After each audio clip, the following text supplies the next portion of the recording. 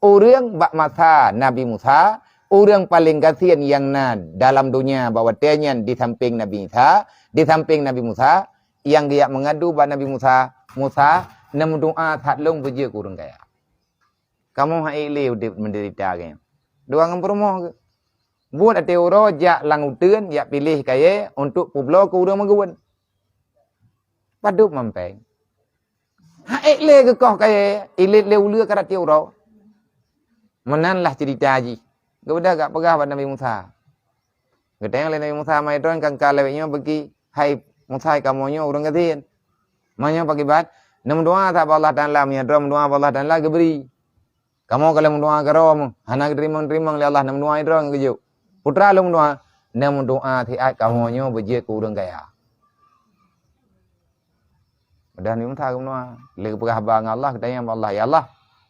Nyona hamba dron ya balu jum doa balu ji beje kurang kaya.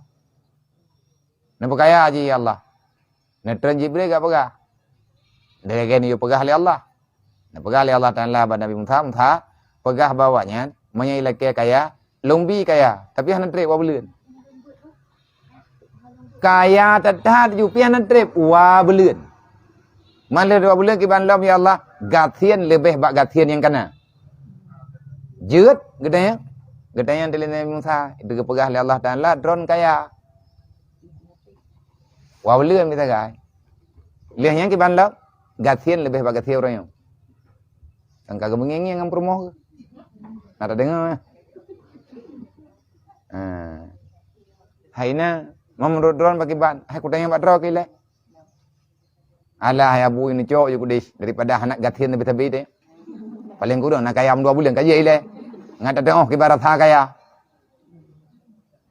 lang tiba-tiba merempek harta agaknya rata sago min haitsu la yahta min haitsu la yahtasib parang agaknya di blow 30 miliar kan menante kahaya wate kahaya nyantro aju hau mana mengko nyu yakin go baten cing em beke padahal bete pura-pura dodo dekat ro urang kaya Hawaii pegahnya berkah kai blow 2 miliar nabi long blow bak long napeng kaya ka juga tiba-tiba lang kayanya hanado Gekhen bak promo ke.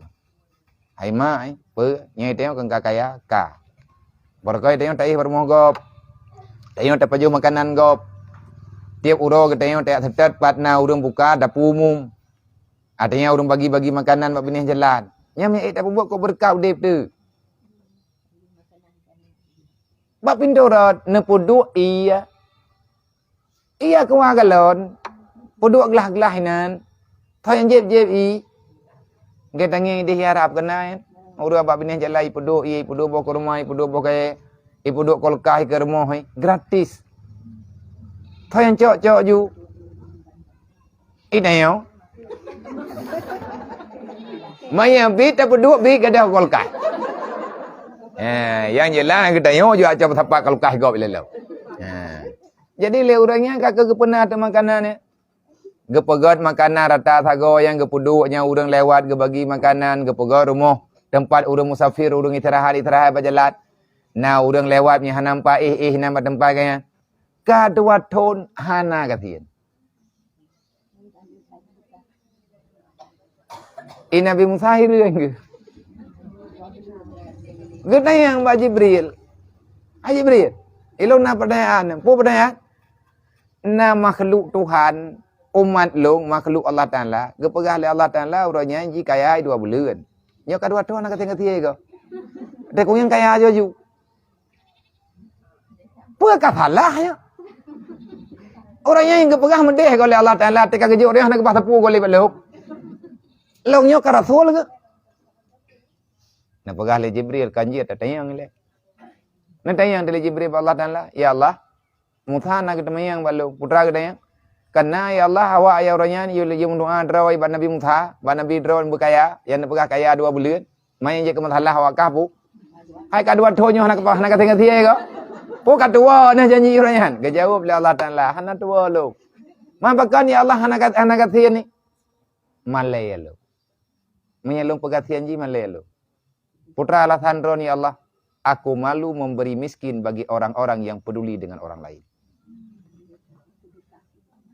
Iji imlake abak long, tetapi orang yang melake abak ji hana pernah itulah matiga api. Hana ya minta.